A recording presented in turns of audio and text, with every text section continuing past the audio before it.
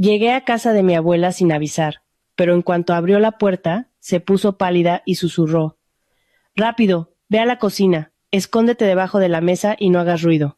Pensé que se había vuelto loca, pero hice lo que me pidió. A los pocos segundos oí los pasos de mi marido en el pasillo. Lucía conoció a Marcos a finales de la primavera, en la fiesta de cumpleaños de su compañera de la universidad, Clara, en un pequeño restaurante en las afueras de la ciudad. Clara había reservado una mesa para 12 personas, de las cuales Lucía no conocía a la mitad. Marcos estaba sentado en el lado opuesto, a 2 asientos de distancia, y pasó toda la noche sin apartar los ojos de ella. No de forma insolente ni invasiva, simplemente la miraba un poco más de lo normal. Y cada vez que Lucía levantaba la vista, él ya estaba sonriendo, con esa sonrisa tranquila y segura que te hacía querer devolverla, incluso sin motivo. Se acercó a ella casi al final de la noche, cuando el grupo se dividió en corrillos más pequeños, y alguien puso música. Le preguntó a qué se dedicaba. Cuando Lucía le dijo que era pasante en un bufete de derecho de familia, él no arrugó la nariz ni cambió de tema. Siguió haciendo preguntas con tal interés que parecía la profesión más fascinante del mundo. Hacía preguntas que revelaban a una persona inteligente, sobre las particularidades de los procesos de herencia, sobre si los cónyuges solían repartir los bienes de forma justa, sobre si era cierto que la ley siempre favorecía a la mujer en el divorcio. Lucía respondía, se dejaba llevar por la conversación y no se dio cuenta de que habían pasado 2 horas. Clara se lo dijo después en el taxi. ¿Viste cómo te miraba? Átalo en corto antes de que te lo quiten. Marcos trabajaba, según se presentó él mismo, como jefe de proyectos en una promotora inmobiliaria, algo relacionado con inmuebles comerciales, obras, licitaciones públicas y contratistas. Lucía no profundizó mucho, porque el mundo de la construcción le resultaba ajeno, y Marcos hablaba de ello de pasada, sin detalles, pero sabía crear la impresión de que las cosas le iban bien. En la primera cita, la invitó a un restaurante de moda. Eligió el vino él mismo, un Ribera del Duero excelente, y pagó la cuenta sin siquiera mirar el total. En la segunda, le trajo un ramo de peonías blancas. Lucía se preguntó durante mucho tiempo cómo había sabido que eran sus flores favoritas, hasta que recordó que lo había mencionado de pasada en el cumpleaños de Clara. Él recordaba los detalles. Eso era lo que más la cautivaba. Recordaba que Lucía no comía pescado, que prefería el té sin azúcar, que detestaba la impuntualidad. Y él nunca llegaba tarde. Aparecía a la hora exacta, con el coche limpio, la camisa planchada y una sonrisa que decía: «Eres importante para mí». Lucía tenía 25 años y antes de Marcos había tenido 2 relaciones cortas, ambas fallidas. La primera con un compañero de facultad que la dejó justo antes de los exámenes finales por otra chica. La segunda con un colega del bufete, 3 meses que no llevaron a nada. Simplemente ambos perdieron el interés. Marcos era diferente. Con él, Lucía se sentía protegida. No es que hubiera ningún peligro, pero él creaba a su alrededor una atmósfera en la que todo estaba bajo control, todo tenía solución, todo iba a salir bien. Se casaron 1 año y medio después. La boda fue pequeña, 30 personas en una finca para eventos a las afueras de Madrid. Clara fue la madrina. La madre de Marcos vino del pueblo y pasó toda la noche en un rincón con los labios fruncidos, como si alguien le debiera algo. Lucía lo atribuyó a su carácter. La suegra era una mujer de pocas palabras y reservada. El padre de Marcos había muerto hacía mucho tiempo y él casi nunca hablaba de él. Una familia normal, sin nada interesante, respondía cuando Lucía le preguntaba. Ella no insistía. La abuela de Lucía, doña Pilar, llegó a la boda elegantísima, con un traje de chaqueta azul marino y un broche que guardaba desde los años 70. Se sentó a la mesa con la postura erguida de una maestra de escuela y observó atentamente al novio. Cuando Marcos se acercó con una copa y dijo: «Doña Pilar, le prometo que cuidaré muy bien de su nieta». La abuela asintió, brindó, pero no respondió nada. Lucía pensó entonces: «Ay, la abuela, tan seria como siempre, le cuesta abrirse». En realidad, doña Pilar estaba simplemente observando en silencio. Doña Pilar era la única persona verdaderamente cercana en la vida de Lucía. Su madre, Laura, había muerto cuando Lucía tenía 17 años, un ictus. La ambulancia no llegó a tiempo. Su padre, Miguel, ya se había distanciado de la familia en vida de su esposa, y 2 años después del funeral se mudó a otra ciudad con una nueva mujer y poco a poco dejó de dar noticias. Lucía intentó llamarlo en las fiestas durante un tiempo, luego lo dejó. No por rencor, simplemente las conversaciones se volvieron vacías, y cada llamada dejaba la sensación de que estaba hablando con alguien que había pasado a otra vida. La abuela lo sustituyó todo. Vivía sola en un piso de 3 dormitorios en el centro de la ciudad. El piso lo había conseguido su abuelo, don Pedro, ingeniero de caminos, como reconocimiento por sus servicios al Estado. El abuelo murió a finales de los 90, y desde entonces, doña Pilar vivía sola en aquellas estancias. El piso era antiguo, con techos altos, molduras de escayola y un suelo de parqué crujiente que aún guardaba los pasos infantiles de la madre de Lucía. El papel pintado del pasillo se había descolorido. Las tuberías del baño hacían ruido en invierno, y en la cocina había una pesada mesa de roble macizo alrededor de la cual la familia se había reunido en todas las fiestas desde que Lucía tenía memoria. Pero la ubicación del piso, en pleno barrio de Salamanca, en un edificio antiguo de muros gruesos, lo hacía muy valioso. Inmuebles así en las agencias inmobiliarias estaban valorados en más de 1 millón de euros. Doña Pilar era una mujer firme y lúcida, a pesar de sus 78 años. Durante 40 años había trabajado como contable en una fábrica textil, y ese trabajo le había dejado una costumbre imposible de eliminar, la de calcular, verificar y nunca firmar nada sin leerlo 2 veces. Iba al mercado con una libretita, anotaba los gastos, recordaba cuánto costaba la nata el mes anterior y, si la cajera se equivocaba en 1 céntimo, señalaba el error con calma, pero sin ceder. Los vecinos la conocían como una mujer de pocas palabras, educada pero decidida, del tipo con el que no se juega. Marcos empezó a cuidar de la abuela desde los primeros meses del matrimonio. Al principio parecía algo bonito. Él mismo se ofreció a llevar a doña Pilar a su revisión anual en el centro de salud, sin que Lucía se lo pidiera. Arregló el grifo del baño, que llevaba 3 años goteando. Cada sábado le traía una bolsa de la compra. Yogures, queso, manzanas, el pan que le gustaba a la abuela, el pan de pueblo de la panadería de la esquina. Lucía se derretía con eso. ¿Has visto?, le decía a su amiga Clara por teléfono. Va a casa de la abuela por su cuenta, sin que se lo pida. ¿Qué hombre hace eso? Doña Pilar recibía a su yerno con amabilidad, ponía el hervidor de agua, sacaba las pastas de té y escuchaba sus historias sobre el trabajo. Marcos sabía ser encantador con los mayores. Hablaba con una suavidad especial, inclinándose ligeramente hacia adelante al escuchar, asintiendo como si cada palabra fuera importante para él. La abuela lo veía y lo valoraba, al principio. Pero doña Pilar notó algo que a Lucía se le había pasado por alto. Cada vez que venía de visita, Marcos se detenía a mirar las habitaciones un poco más de lo que lo haría un visitante normal. Pasaba por el pasillo como si estuviera midiendo el espacio, con los ojos, los techos altos, las paredes, las ventanas. Una vez se detuvo ante una pared del pasillo, pasó la mano por ella y dijo: «Este muro debe ser de carga. Ya no se construyen paredes así». En otra ocasión, se asomó al trastero y preguntó cuántos metros cuadrados tenía el piso según la escritura. Después, como quien no quiere la cosa, preguntó el año de construcción del edificio y el estado de los forjados. «Interés profesional», explicó con una sonrisa. «Soy del gremio, al fin y al cabo». Doña Pilar no dijo nada. Simplemente archivó ese episodio en su memoria, como quien guarda un recibo en un cajón, sabiendo que algún día será útil. El punto de inflexión llegó alrededor del 3er año de matrimonio. Marcos empezó a hablar con Lucía sobre el piso de la abuela con más frecuencia. Generalmente comenzaba durante la cena, cuando Lucía estaba cansada del trabajo y sin ganas de discutir. «Cariño, estaba pensando», decía mientras untaba mantequilla en el pan, sin mirarla. «Doña Pilar ya no es una jovencita. Nunca se sabe lo que puede pasar. Sería mejor arreglar los papeles con antelación para no tener que correr después y gastar en abogados. La abuela está viva, sana y en pleno uso de sus facultades. No voy a hablar con ella de eso. No estoy proponiendo nada malo, solo una escritura de donación a tu nombre, para estar más tranquilos. Marcos, trabajo en un bufete. Sé lo que es una escritura de donación. Y la abuela no es el tipo de persona que necesita que alguien le explique cómo administrar sus propios bienes». Marcos se encogió de hombros y cambió de tema, pero volvió a la carga una semana después. Esta vez propuso poner el piso a nombre de los dos, para tener los mismos derechos en la familia. Lucía negó con la cabeza. Un mes después, sugirió poner el piso a nombre de su madre, temporalmente, para reducir la carga fiscal. Luego, a nombre de la empresa de un conocido, mientras se resolvían unas cuestiones legales pendientes. Cada nuevo plan era un poco más absurdo que el anterior. Y Lucía, que lidiaba con situaciones así todos los días en el trabajo, lo veía con más claridad que nadie. Marcos, ninguno de esos planes tiene sentido. Si quieres proteger un patrimonio, existen mecanismos legales adecuados.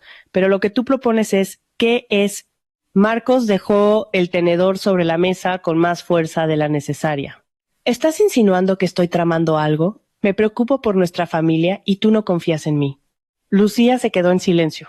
No le gustaban las peleas y no sabía discutir. Era más fácil retroceder, esperar a que pasara la tormenta, y retrocedía. Mientras tanto, las visitas de Marcos a la abuela se hicieron más frecuentes.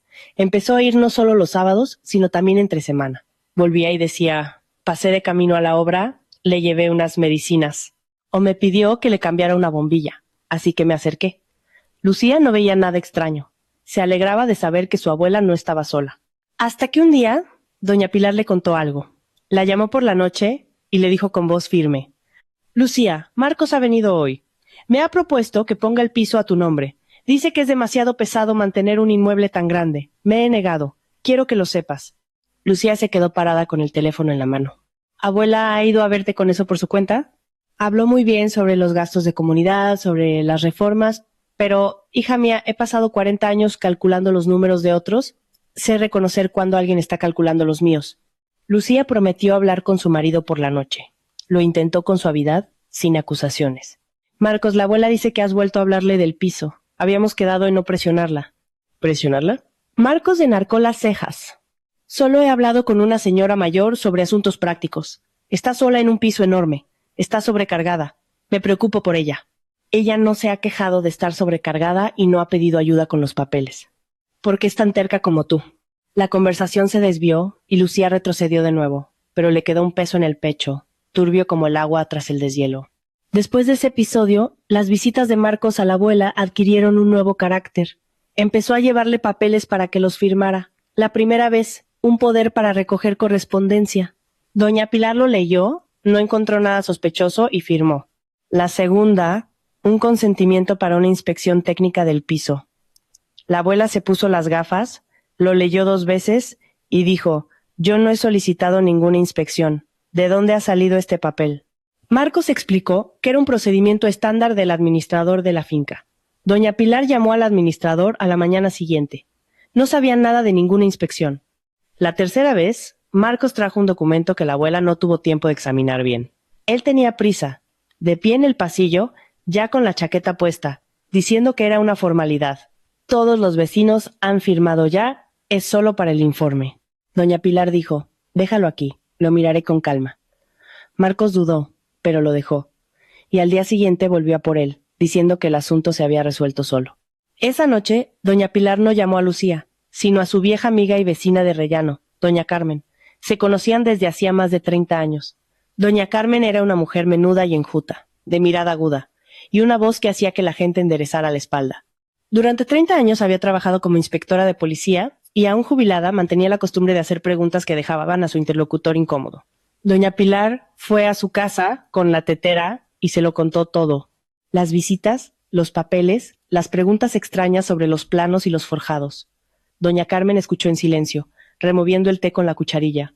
Luego dijo, Pilar, tienes que registrarlo todo. Cada visita, cada conversación. Anota la fecha, la hora, lo que dijo, lo que trajo. Escríbelo en un cuaderno o en el móvil, como prefieras. Y por ahora no se lo cuentes a Lucía. ¿Por qué? Porque ella confía en él. Y si él se entera de que lo has calado, cambiará de táctica. Que piense que solo eres una vieja cabezota. Por ahora, esa es tu ventaja. Doña Pilar asintió.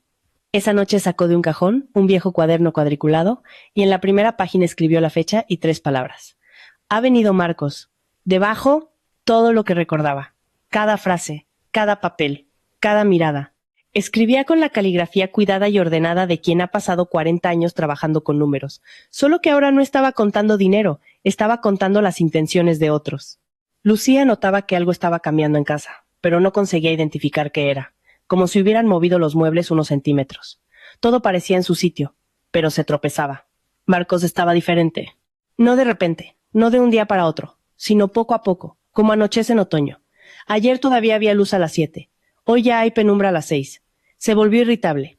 Hablaba por teléfono en otra habitación con la puerta cerrada, y si Lucía entraba, cortaba la frase por la mitad y decía, es del trabajo, nada interesante. Empezó a salir por la noche a reuniones con clientes, visitas a obras, cenas con contratistas.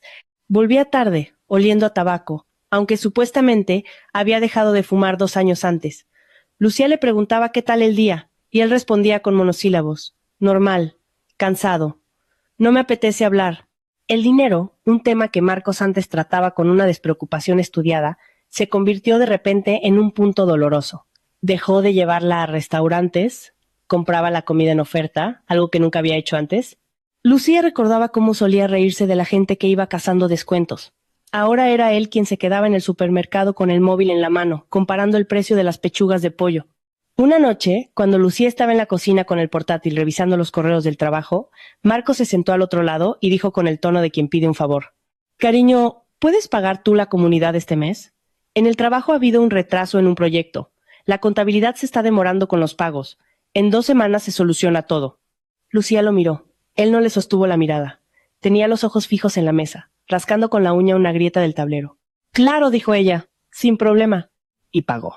Y al mes siguiente también. Y al siguiente, Marcos prometía que lo arreglaría pronto, que el proyecto estaba en su fase final, que el dinero llegaría de un día para otro. Lucía aceptaba con tranquilidad.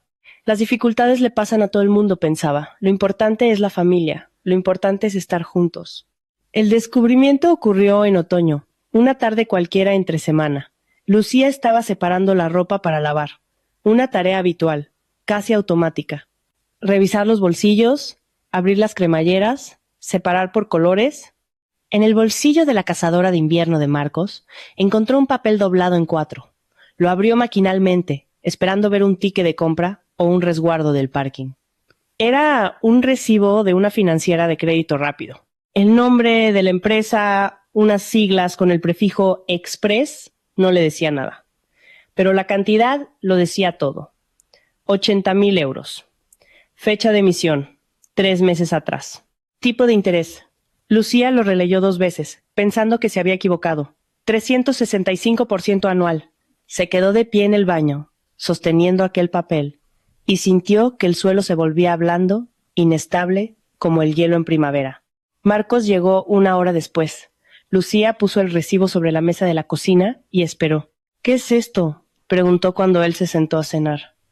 Él miró el papel y Lucía vio una sombra cruzar su rostro, rápida como una nube en un día de viento. Un segundo después, ya estaba sonriendo. «Ah, este papel viejo. Pedí un préstamo hace unos 6 meses. Ya lo devolví hace tiempo. Se me olvidó tirarlo. La fecha aquí es de hace 3 meses. Pues hace 3 meses, ¿qué más da? Ya está pagado, cariño, no te preocupes». Lo dijo de forma ligera, casi alegre, y cogió el pan. Lucía quiso creerle. Quiso tanto que casi le creyó. Casi. Pero en algún lugar de su interior, en ese lugar donde no habita la razón sino el instinto, algo se movió, como si una fina grieta hubiera cruzado un cristal. Todavía se sostiene, todavía es transparente, pero ya se ve que nunca volverá a estar entero. No discutió, guardó el recibo en el bolsillo del albornoz, fregó los platos y se fue a dormir. Y al día siguiente, en el trabajo, a la hora de comer, mientras sus compañeros iban al bar de la esquina, Lucía se quedó en su mesa y abrió el portátil. Empezó por lo básico. Buscó en Google el nombre de la financiera del recibo. La empresa existía, registrada hacía 2 años. Domicilio social en un barrio periférico, un único administrador. Los comentarios en internet eran los esperados. «No pidáis dinero aquí bajo ningún concepto. Intereses de usura». Los cobradores empiezan a llamar 1 semana después del impago. Lucía leía esos comentarios y reconocía en ellos las voces de las mujeres que llegaban al bufete con carpetas de documentos y los ojos enrojecidos. Entonces se acordó de la tarjeta. Marcos, una vez, todavía en el primer año de matrimonio, había dejado en la estantería del recibidor su tarjeta de visita. Tarjeta blanca, logotipo de la promotora, cargo director del departamento de proyectos. Lucía recordaba el nombre de la empresa. Encontró la tarjeta en un cajón de la cómoda, introdujo el nombre en el portal de consulta del registro mercantil y le dio a buscar. La empresa había sido liquidada hacía 1 año y medio. Estado, extinguida.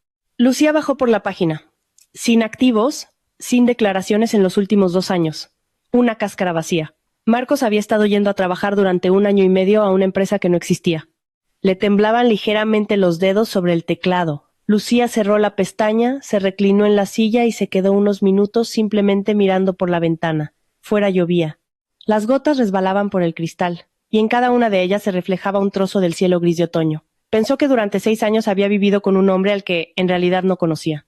Pero el instinto de abogada esa disciplina profesional que Marcos llamaba despectivamente ese despachucho que paga mal, funcionó como un chaleco salvavidas.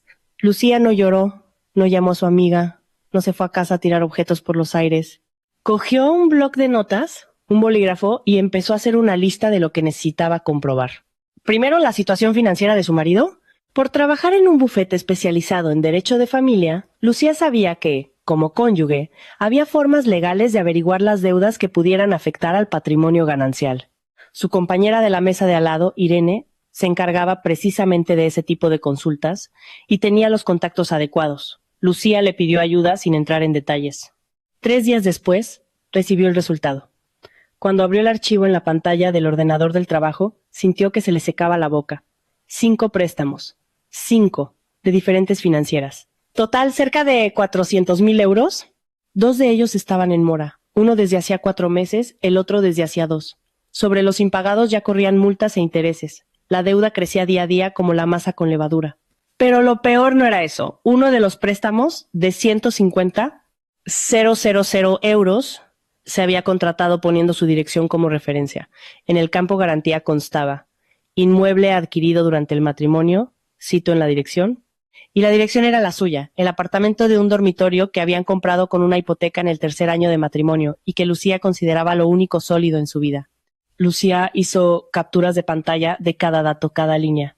Imprimió los extractos en la impresora del trabajo, los metió en una funda de plástico y los guardó en el cajón inferior de su escritorio, bajo una pila de expedientes antiguos. Luego salió a la escalera de incendios, donde ya nadie fumaba, y se quedó allí 10 minutos mirando a la pared. Las manos le temblaban, pero la cabeza le funcionaba con una claridad que no había tenido nunca. Volvió a su mesa, se terminó el té frío y empezó a pensar, no con emociones, con hechos. Marcos mentía sobre su trabajo. Marcos había acumulado deudas. Marcos había puesto en riesgo su casa. Y al mismo tiempo Marcos visitaba regularmente a su abuela, intentando convencerla de que le cediera el piso del centro. El cuadro se iba componiendo lentamente a regañadientes, como un puzzle que no quieres montar porque sabes qué imagen va a aparecer al final. Lucía empezó a prestar más atención. Ya no apartaba la mirada cuando Marcos hablaba por teléfono en la otra habitación. Empezó a fijarse en cómo borraba los mensajes rápidamente cuando ella se acercaba. Los nombres en su agenda eran extraños, desconocidos: Gris, Mica, Negocio, Arturo Coche. Una madrugada, mientras Marcos dormía, Lucía cogió su móvil de la mesilla de noche. Sabía la contraseña. Él la tecleaba delante de ella 1000 veces, sin ocultarla. Abrió la conversación con Gris y leyó: la vieja está en sus 13, no firma, hay que presionar más. Respuesta: tengo una opción con un psiquiatra. Lo hablamos. Lucía devolvió el móvil a su sitio, se metió en la cama, se tapó hasta la barbilla y se quedó hasta el amanecer con los ojos abiertos, escuchando la respiración tranquila del hombre que dormía a su lado y al que ya no conocía. Al día siguiente, fotografió la conversación. Marcos estaba en el baño. El móvil se había quedado en la cocina. Añadió las fotos a su carpeta en el trabajo. La carpeta iba engordando. Aún no sabía que, al otro lado de la ciudad, en el piso de techos altos y parqué crujiente, doña Pilar estaba sentada en aquella mesa de roble, anotando una nueva línea en su cuaderno. ¿Ha venido Marcos otra vez? Ha hablado del notario. Ha traído un formulario en blanco. No he firmado. He guardado el formulario en el armario, entre las toallas. Y en la página de al lado, con su cuidada caligrafía, había escrito: llamar a Carmen, hablar de la grabadora. 2 mujeres, nieta y abuela, libraban cada una a su manera una guerra silenciosa contra el mismo hombre. Y ninguna sabía aún que la otra estaba haciendo lo mismo, como 2 zapadores que avanzan por el mismo campo desde lados opuestos, sin verse en la niebla, pero desactivando las mismas minas. Doña Carmen, al escuchar a doña Pilar por enésima vez en la mesa de la cocina, con el helecho en la ventana y el reloj de pared con forma de casita, cuyo péndulo goteaba lentamente, dijo con brevedad: Pilar, es hora de grabar. No en un cuaderno, en una grabadora. El cuaderno se puede rebatir. Dirán que has escrito lo que has querido, pero la voz es la voz. Eso no se puede fabricar. Mi móvil es de teclas, Carmen, ¿qué grabadora? Te traigo mi smartphone viejo, tiene una aplicación, pulsas un botón y graba. Yo te enseño. Esa noche, doña Carmen le trajo el móvil. Le enseñó cómo iniciar la grabación, cómo pararla, cómo comprobar si el archivo se había guardado. Doña Pilar se puso las gafas, fue pulsando con el dedo, se perdió, volvió a empezar. Media hora después, ya apretaba el botón rojo con seguridad y veía los segundos correr en la pantalla. ¿Y no se dará cuenta? Pone el móvil en la mesita del recibidor, cúbrelo con un periódico o una revista. Lo principal es que lo enciendas antes de que él entre. Doña Pilar asintió. Se terminaron el té y doña Carmen se fue.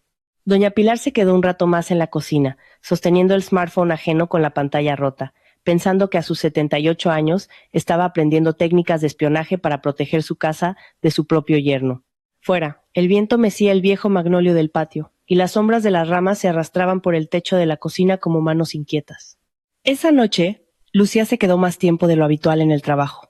Sobre la mesa tenía el expediente de la señora Cardoso, una mujer de mediana edad que había llegado al despacho 2 semanas antes, con las manos temblorosas y una bolsa de plástico en lugar de un maletín. En la bolsa había documentos, un poder notarial falso con el que el yerno de la señora Cardoso había intentado transferir a su nombre el piso de su suegra mientras ella estaba ingresada tras una operación de corazón. La firma estaba burdamente falsificada, pero el notario, según se averiguó después, era conocido del yerno y había hecho la vista gorda. Lucía analizaba los papeles, cotejaba las fechas, enumeraba las contradicciones en las declaraciones, y cuanto más se adentraba en el caso, más se le encogía algo en el pecho. Veía la historia de otra persona y al mismo tiempo se miraba en un espejo. La ironía era tan densa, tan palpable, que le daban ganas de levantarse de la mesa y salir a respirar, pero Lucía no salió. Redactó el informe, cerró la carpeta, apagó el ordenador y se quedó 1 minuto sentada en el silencio del despacho vacío. El reloj de la pared marcaba las 7:30. No quería ir a casa. En casa estaba Marcos, o no estaba, que últimamente era lo mismo. Cuando estaba en casa, se quedaba con el móvil o miraba la televisión con cara de no estar allí. Cuando no estaba, Lucía se quedaba sola pensando en cosas en las que no quería pensar.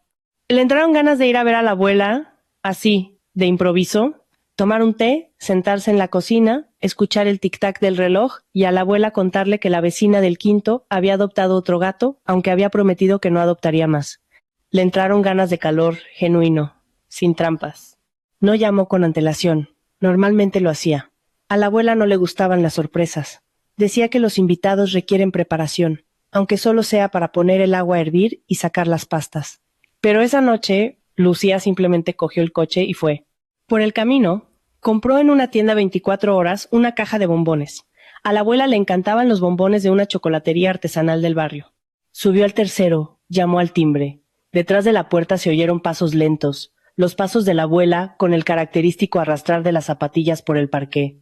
El cerrojo giró, la puerta se abrió. Doña Pilar estaba en el umbral y en el primer segundo Lucía pensó que a su abuela le estaba dando algo.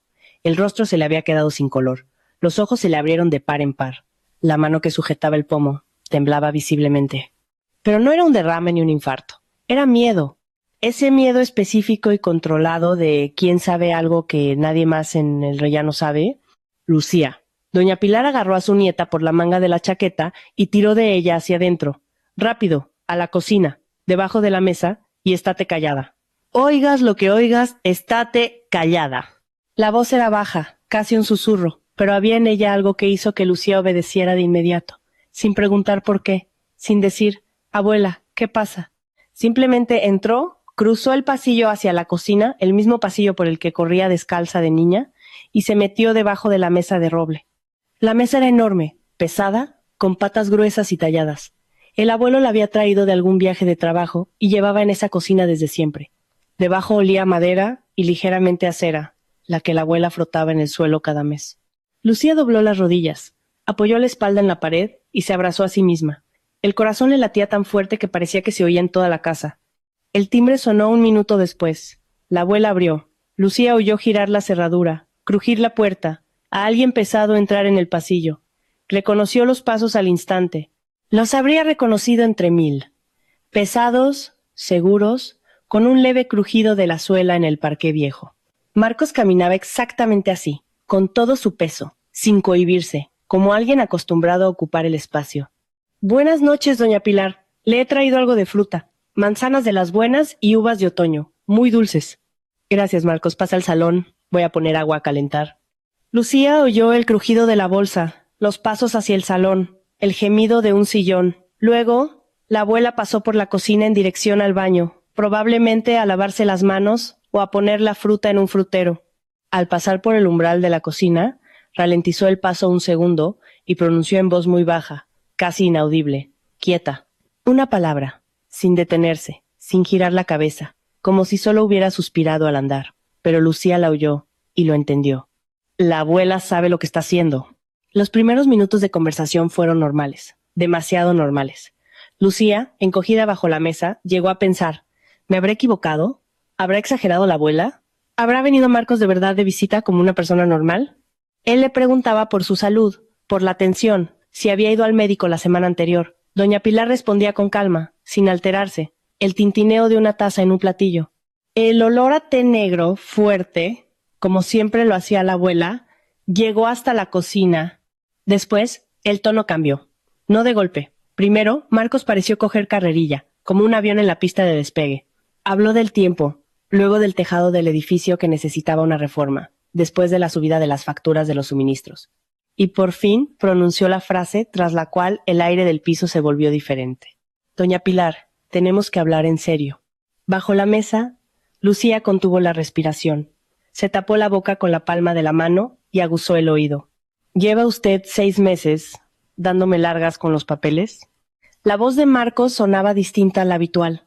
La suavidad de siempre había desaparecido, la cordialidad, el tono amable del yerno que trae fruta y arregla grifos. Quedaba una frialdad seca y profesional. Así no se le habla a una abuela, sino a un contratista que se retrasa en un pago. Ya se lo he explicado muchas veces. Solo tiene que formalizar la escritura de donación, y todos sus problemas se acabarán. Hacemos la reforma, pagamos la comunidad. Usted no tendrá que preocuparse de nada. «Yo ya no me preocupo de nada», respondió doña Pilar. Su voz era firme, tranquila, y Lucía, que conocía a su abuela de toda la vida, se dio cuenta, se había preparado para esta conversación. «Estoy en pleno uso de mis facultades. Tengo mi pensión y mi techo». Ahí está el problema, precisamente. Marcos elevó ligeramente la voz. «¿Usted cree que va a estar siempre en plenas facultades? Tiene 78 años. Pronto no podrá ni subir las escaleras. Y mientras tanto, el piso está parado». «El piso no está parado. En él vivo yo, y en él vivió mi hija, y creció mi nieta». Su nieta, por cierto, vive en un piso de un dormitorio y paga una hipoteca. Y usted aquí, en un piso enorme, aferrada a los recuerdos. Hay que ser más práctica, doña Pilar. Pausa. Lucía oyó a su abuela depositar la taza en la mesa con cuidado, sin hacer ruido. Entonces, doña Pilar dijo: «Marcos, llevo 3 años escuchándote. Dijiste que querías ayudar, que te preocupabas por la familia, y ahora estás sentado en mi sillón explicándome cómo debo vivir en mi piso. Ya basta». «No, no basta». Marcos bajó la voz. Lucía, con la espalda pegada a la pared fría bajo la mesa, sintió un escalofrío recorrerle la espina dorsal. Nunca le había oído ese tono a su marido. Bajo, duro, con un matiz metálico. «Vamos a ser directos, doña Pilar. Lucía, de temas inmobiliarios, no entiende nada. Trabaja en un despachucho que paga mal. No tiene visión, no tiene cabeza para decisiones serias. Llevo 6 años manteniendo a esta familia, 6 años viniendo a su casa con la compra y arreglándole el grifo. ¿Y qué me va a decir usted? ¿Gracias y adiós?» Lucía cerró los ojos. Las palabras de su marido caían sobre ella como piedras, cada una por separado, pesada, con un dolor sordo. 6 años. 6 años había dormido junto a ese hombre, le había preparado el desayuno, le había lavado las camisas, había sufrido por sus dificultades en el trabajo, y él, al parecer, había llevado la cuenta de cuántas veces había traído la compra, de cuántas veces había arreglado un grifo, como un inversor que calcula sus aportaciones y espera los dividendos. «No necesito su agradecimiento», continuó Marcos. «Necesito el piso. Formalice la escritura de donación a mi nombre. No al de Lucía, al mío. Porque si lo pone a su nombre, ella hará lo que yo le diga de todas formas, pero es más fácil si controlo yo la situación directamente, sin intermediarios. ¿Y si no estoy de acuerdo?». La voz de la abuela seguía firme. Lucía se mordió la manga de su propia chaqueta para no hacer ruido. «Entonces iré por otro camino». Marcos hablaba despacio, y en esa lentitud había algo más aterrador que un grito. «Tengo un conocido psiquiatra, buen especialista, colegiado, todo oficial. ¿Sabe cómo funciona? Un informe de demencia senil. Y se la declara incapacitada judicialmente. Entonces el juez nombra un curador, el pariente más cercano, la nieta. Ella está ocupada, trabaja, no tiene tiempo. y un yerno cariñoso que lleva 6 años cuidando de la abuela, la llevaba al médico, le traía la compra, candidato ideal. El juez no se lo pensará 2 veces. El silencio en la habitación se hizo tan denso que Lucía oía su propio pulso, rápido, sordo, como golpes en un barril vacío. Se imaginó la escena. Su abuela siendo declarada incapaz. Algún médico desconocido examinándola por pura formalidad y redactando un informe. Su abuela, que se sabía de memoria todos los gastos del mes pasado, que leía la letra pequeña sin gafas, que cada mañana hacía gimnasia con la ventana abierta, declarada incapaz. ¿Y Lucía? Preguntó doña Pilar. ¿Cómo queda ella en todo esto? Marcos soltó una risita. Lucía la oyó, una inspiración corta por la nariz, casi una carcajada ahogada, y comprendió que ese sería el sonido que recordaría el resto de su vida. No las palabras, no las amenazas, sino esa media risa que contenía todo el desprecio del que es capaz alguien que nunca ha amado de verdad. Lucía, me casé con ella porque era la única heredera de un piso en el centro. ¿Cree que yo necesitaba a una chica de oficina con un sueldo de 1,500 euros? Necesitaba este piso desde el principio. Y lo voy a conseguir, de un modo o de otro. Bajo la mesa, Lucía se mordió el puño, no la palma, no un dedo, el puño entero, metiéndose los nudillos entre los dientes. El dolor era real y ayudó. Le impidió gritar. Las lágrimas le corrían por la cara, pero no hizo ningún ruido. Ninguno. Doña Pilar hizo una pausa larga, pesada, que lo contenía todo. 40 años detrás de una mesa de contable. La costumbre de callar cuando dan ganas de gritar. Y la conciencia de que las siguientes palabras debían decirse de la forma correcta. ¿Sabes, Marcos? Dijo por fin. Durante 40 años conté el dinero de otros en la fábrica. Y en todos esos años aprendí una cosa. Cuando alguien empieza a amenazar, es porque ya no le queda nada detrás. Ni dinero, ni conciencia, ni plan B. No has venido aquí desde una posición de fuerza. Has venido porque ya no tienes a dónde ir. Marcos empezó a decir algo, la voz más aguda, más furiosa. Pero fue entonces cuando en la cocina se oyó un ruido. Lucía, entumecida por la inmovilidad, intentó cambiar de postura y rozó con el pie un taburete. Las patas de madera chirriaron en el suelo de baldosas. Corto, pero nítido. ¿Qué ha sido eso? Marcos se detuvo en seco. El gato, seguramente respondió doña Pilar con calma. El de la vecina a veces se cuela por la ventana. No tenía gato desde hacía 3 años. El último, un siamés llamado Tito, había muerto de viejo. Y doña Pilar había dicho entonces que no tendría más, porque enterrar animales era más difícil que enterrar personas. Pero Marcos no lo sabía, o lo había olvidado, o le daba igual. Lucía, sin embargo, lo entendió. Ya no tenía sentido esconderse. Había oído suficiente, más que suficiente. Había oído la verdad, esa misma que había ido sospechando, encontrando a trozos en los recibos y en los extractos, pero que hasta ese momento todavía era posible aplazar, explicar, suavizar. Ahora ya no había nada que explicar. Las palabras de su marido flotaban en el aire, como el olor a humo después de un incendio. No se disipan. Salió a gatas de debajo de la mesa. Tenía las rodillas dormidas, le dolía la espalda, en la cara le brillaban los surcos de las lágrimas. Se secó la cara con la manga, cruzó el pasillo y se detuvo en la entrada del salón. Marcos estaba sentado en el sillón de la abuela, ese sillón donde el abuelo Pedro solía sentarse a leer el periódico, sentado de forma relajada, con una pierna sobre la otra, con expresión de dueño. Cuando vio a su mujer en el umbral, esa expresión se evaporó en un segundo. Lucía vio una oleada pasar por su rostro. Primero sorpresa, luego miedo, luego un intento rápido y convulso de sonreír. «Cariño, ¿qué haces aquí? He venido a ver a la abuela. Solo estábamos hablando». «He oído cada palabra», dijo Lucía. Ella misma se sorprendió de su propia voz. No temblaba. Era firme y seca como el papel. Sobre el psiquiatra. Sobre la escritura de donación. Sobre «¿por qué te casaste conmigo?». Marcos se levantó del sillón. El movimiento fue brusco. Se incorporó como alguien que recibe un golpe y dio un paso hacia ella, extendiendo las manos con las palmas hacia arriba. Un gesto que debería significar apertura, reconciliación, pero que parecía tan falso como el decorado de una obra de teatro barata. «Escucha, ¿lo has entendido todo mal? Estaba alterado, tengo problemas en el trabajo, he dicho cosas que no quería decir, ya sabes cómo es, a veces uno habla de más». «No tienes trabajo», le interrumpió Lucía. La voz seguía sin temblar, y se aferraba a esa voz como a una barandilla en una escalera mojada. «Tu empresa se liquidó hace 1 año y medio. Tienes 5 préstamos con financieras de crédito rápido, 2 de ellos impagados. La deuda total es de casi 400,000 euros, y usaste nuestro piso como garantía sin decirme una palabra. Marcos palideció. No un poco, no ligeramente. Se quedó blanco como la pared que tenía detrás. La boca se le entreabrió, los brazos le cayeron a los lados. Se quedó en silencio unos 10 segundos, y en ese silencio se oía gotear el grifo de la cocina, ese mismo que él había arreglado un día. ¿Cómo lo sabes? Consiguió articular por fin. Trabajo en un bufete, Marcos, en derecho de familia y sucesiones. Todos los días veo a gente como tú. Todos los días llegan mujeres cuyos maridos han hecho exactamente lo mismo. Solo que no imaginaba que uno de ellos estaría dentro de mi casa.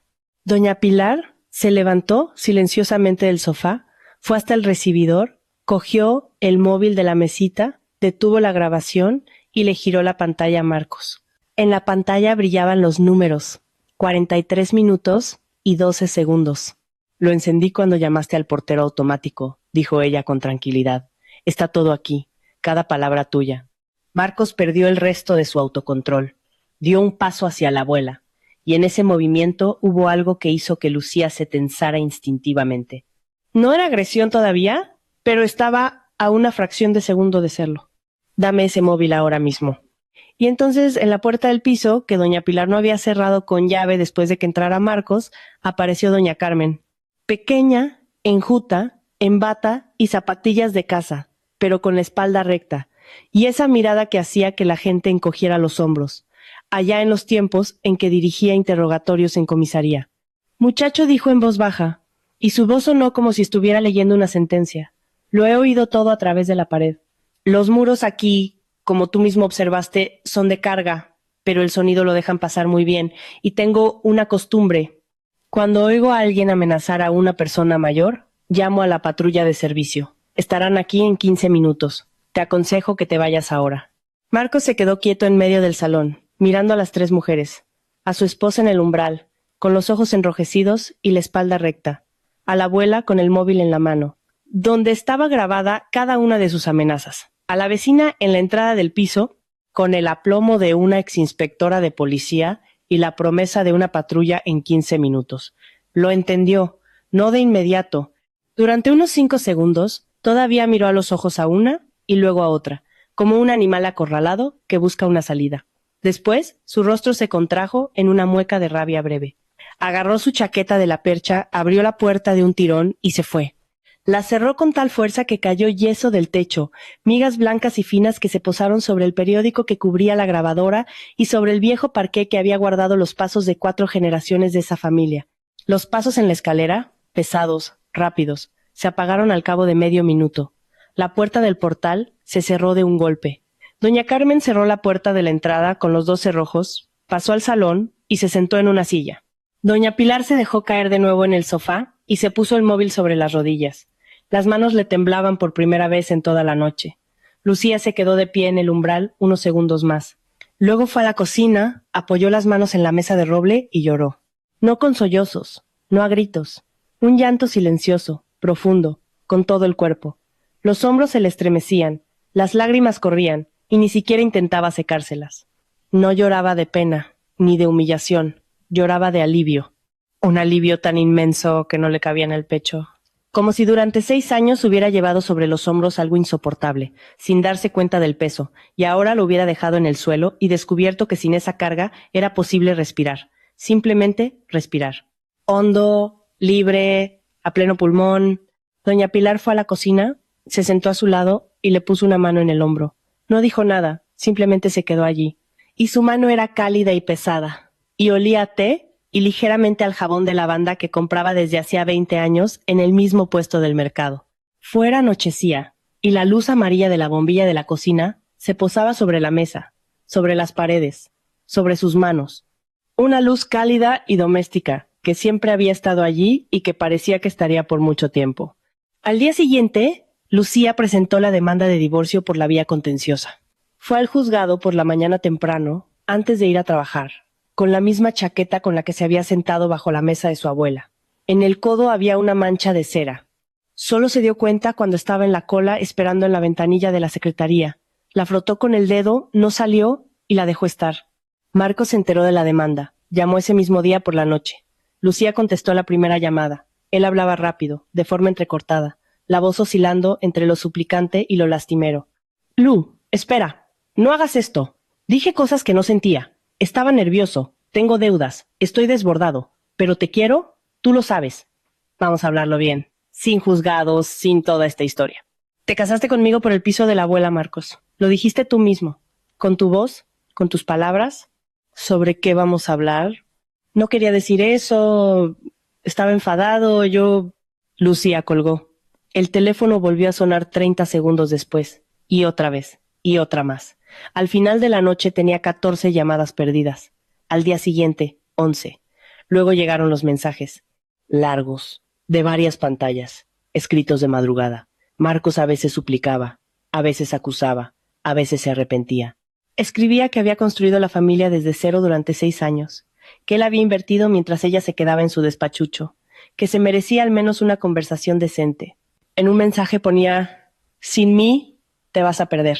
En el siguiente, perdona, no quería decir eso, y de nuevo, me lo debes todo. Lucía leía, no respondía y guardaba cada mensaje. Captura de pantalla, fecha, hora. La carpeta del trabajo seguía creciendo. Una semana después, cuando quedó claro que las súplicas no funcionaban, Marcos cambió de táctica. El tono de los mensajes se volvió diferente. Frío, objetivo, con un deje de amenaza. Escribió que en el proceso de divorcio pediría la mitad del piso y una compensación por su inversión en el matrimonio. Luego añadió que, si Lucía no aceptaba un acuerdo, contaría en su trabajo que había utilizado información privilegiada para fines personales. 2 días después, amenazó con presentar una queja en el colegio de abogados. Lucía leyó esos mensajes a la hora de comer, sentada en una cafetería al otro lado de la calle del despacho. Se terminó el café, se secó las manos con una servilleta y llamó a Irene, la compañera que le había ayudado a investigar la situación financiera de Marcos. Irene, ¿puedes levantar acta notarial de una conversación de móvil? Claro, tráeme el teléfono mañana por la mañana. Yo me encargo. 3 días después, toda la conversación estaba registrada en un acta notarial y adjunta a los autos del proceso.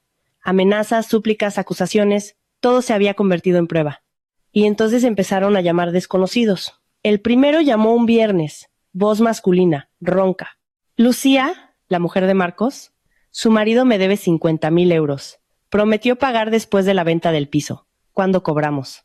Lucía respondió con calma. No soy avalista de las obligaciones de mi marido. Estamos en proceso de divorcio. Todas las reclamaciones, a él personalmente o por la vía judicial. La segunda llamada fue al día siguiente. La tercera, 2 días después. Los acreedores de Marcos, aquellos conocidos a los que les había prometido pagar después de vender el piso, descubrieron que no habría ningún piso y empezaron a buscar a quién cobrar. A cada uno Lucía le decía lo mismo con voz tranquila, sin emoción, como en el trabajo. Algunos insultaban, uno la amenazó, pero la mayoría, al oír las palabras proceso judicial, se callaban y colgaban. La vista del divorcio se fijó para 4 meses después. Marcos vino con un abogado, un chico joven con un traje demasiado ajustado, que hojeaba los papeles con aire de verlos por primera vez. Marcos tenía un aspecto terrible. Había adelgazado, tenía ojeras profundas, la camisa arrugada. No miraba a Lucía, miraba a la mesa. El abogado de Marcos intentó impugnar la grabación de audio. Argumentó que se había realizado sin consentimiento, que violaba el derecho a la intimidad, que esa prueba no podía ser admitida. La abogada de Lucía, la doctora Herrero, socia senior del bufete, una mujer de más de 50 años, con el pelo cano y corto, y una voz ante la que los jueces se enderezaban involuntariamente, se levantó y explicó. La grabación la había hecho doña Pilar en su propia casa, con su propio dispositivo, en una situación en la que estaba siendo directamente amenazada. Estaba documentando las amenazas contra sí misma. No era una interceptación ni una escucha clandestina. Era la autodefensa de una persona mayor amenazada con una incapacitación judicial. La jueza escuchó a ambas partes, examinó la grabación, leyó la transcripción y la admitió. La doctora Herrero había asumido el caso de forma gratuita. Se lo dijo a Lucía desde el principio. Llevo 30 años en derecho de familia. En 1 de cada 2 casos hay un hombre que ha entrado en la familia por un piso. Pero no en todos los casos hay una abuela con una grabadora. Este caso lo llevo por principios. El divorcio fue decretado. El piso se quedó para Lucía. teniendo en cuenta que Marcos había ocultado las deudas, había utilizado el inmueble como garantía sin el conocimiento de su esposa y había puesto a la familia en riesgo financiero. Marcos recurrió y perdió. La magistrada del Tribunal Superior, una señora de ojos cansados, leyó el expediente y dijo con brevedad: no hay fundamentos para modificar la sentencia. Los acreedores, mientras tanto, encontraron a Marcos por su cuenta. Sin esposa, sin acceso a un inmueble ajeno, sin trabajo y sin perspectivas, se quedó solo con sus propias deudas. Los conocidos a los que debía dinero empezaron a demandarle. El coche que conducía era de leasing, y se lo quitaron. Unos meses después del divorcio, Marcos se fue al interior, al pueblo de su madre. Lucía se enteró por casualidad. Clara, la amiga en cuyo cumpleaños había empezado todo, le mandó un mensaje. Me he enterado de que Marcos se ha ido. Dicen que su madre se ha enterado por primera vez de lo que ha estado haciendo todos estos años. Lucía leyó el mensaje, cerró el móvil y no volvió a pensar en el asunto. Después del divorcio, las primeras semanas fueron extrañas. Lucía llegaba a casa, a ese mismo apartamento de un dormitorio que casi había perdido, y no reconocía su propio silencio. Antes, el silencio en el piso era tenso, como una cuerda estirada. Esperaba el sonido de la llave en la cerradura, los pasos, la voz de Marcos. Ahora, el silencio era diferente, suave, espacioso. En él se podía respirar. Empezó a darse cuenta de cosas en las que no había reparado en 6 años, que le gustaba tomar el café por la mañana junto a la ventana y no en la mesa, como insistía Marcos, que le encantaba leer antes de dormir y no ver las series que él elegía, que no tenía que pedir permiso para ir a ver a una amiga un sábado. Detalles, pero esos detalles formaban una vida que durante 6 años había vivido no como ella quería, sino como le convenía a otra persona. La primera medida seria fue el piso de la abuela. Lucía fue a ver a doña Pilar con el portátil y una carpeta de documentos. Se sentó en la mesa de roble y le dijo: abuela, tenemos que arreglar todo esto para que ninguna persona pueda volver a acercarse a ti. Estuvieron 2 días trabajando. Hicieron el testamento ante notario. El piso pasaría a Lucía, pero con un usufructo vitalicio para doña Pilar. Lo inscribieron en el registro de la propiedad, actualizaron toda la documentación y dieron de alta el inmueble en el sistema de alertas del Colegio de Registradores. Ahora, si alguien intentaba registrar cualquier documento relativo a ese piso, Lucía lo sabría al instante. La notificación le llegaría al móvil y al correo electrónico al mismo tiempo. Doña Carmen pasó a visitarlas mientras organizaban los papeles. Miró los documentos esparcidos por la mesa, a Lucía con un lápiz en la oreja, el portátil abierto en la web del registro, y dijo: ahora sí, ahora está como tiene que estar. Y luego, durante el té, añadió una frase que se le quedó a Lucía en la cabeza y ya no se le fue. Eres abogada, hija. Has pasado por esto tú misma. ¿Cuántas mujeres como tú andarán por ahí sin saber qué hacer? ¿Cuántas abuelas estarán en sus pisos con miedo de sus propios parientes? Lucía se quedó pensativa. En el trabajo, en ese despachucho que paga mal, como lo llamaba Marcos, lo veía todos los días. El caso de la señora Cardoso con el poder falso. El caso de doña Zulema, cuyo hijo se había transferido el piso de su madre mientras ella estaba en el hospital. El caso de doña Petra, a quien su yerno había echado de su propia casa por la vía judicial, con un consentimiento falsificado. Decenas, cientos de historias parecidas entre sí como gotas de lluvia. Y en cada una había alguien que había confiado en un familiar cercano. Y el familiar cercano había echado mano a los papeles. Un año después del divorcio, Lucía dejó el bufete y abrió su propia asesoría jurídica. Encontró un local en la planta baja de un edificio residencial, 2 habitaciones, una pequeña recepción y un despacho.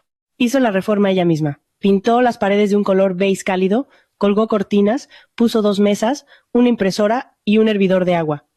En la puerta colgó una placa: asesoría jurídica, cuestiones de familia y sucesiones, defensa de los derechos de las personas mayores.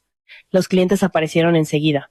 El boca a boca entre las personas mayores funciona más rápido que cualquier publicidad. Una se lo contó a su vecina, la vecina a su amiga del centro de salud, la amiga a su nuera, la nuera a una compañera de trabajo.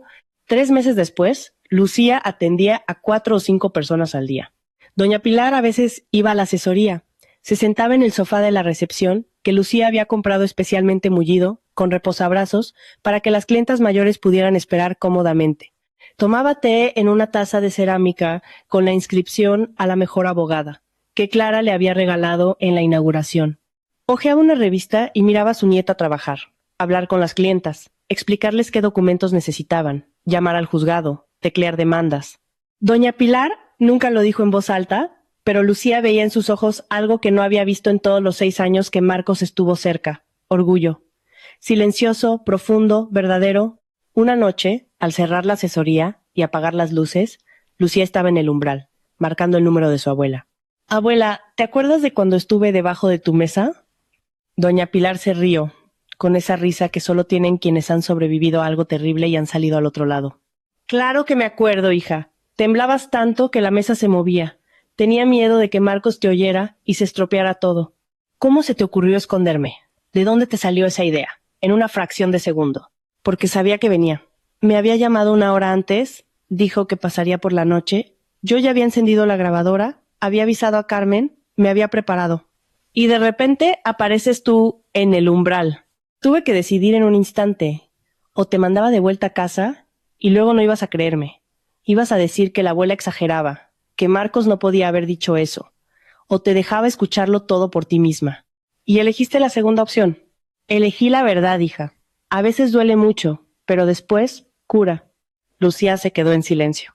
Fuera de la asesoría brillaba una farola, y su luz se posaba en la placa de la puerta, la que tenía la inscripción sobre la defensa de los derechos de las personas mayores. Pasó una mujer con un perro. En algún lugar se cerró la puerta de un portal. Por una ventana abierta del segundo piso llegaba música, algo antiguo, del tipo que la abuela escuchaba en la radio los domingos por la mañana. Gracias, abuela, dijo Lucía. ¿Por qué? Por la mesa, por ser tan grande. En una más pequeña no habría cabido. Doña Pilar se rió, y Lucía se rió también, por primera vez en mucho tiempo, de forma ligera, libre, desde el fondo del alma. Colgó, cerró la puerta con llave y fue hacia el coche. Estaba oscuro y fresco, y el aire olía bueno, a hojas mojadas, asfalto frío y a algo más para lo que no encontraba nombre. Quizá olía a libertad, o quizá, simplemente, a la noche. Una noche normal en la ciudad, en la que por fin no había a dónde correr ni de quién esconderse.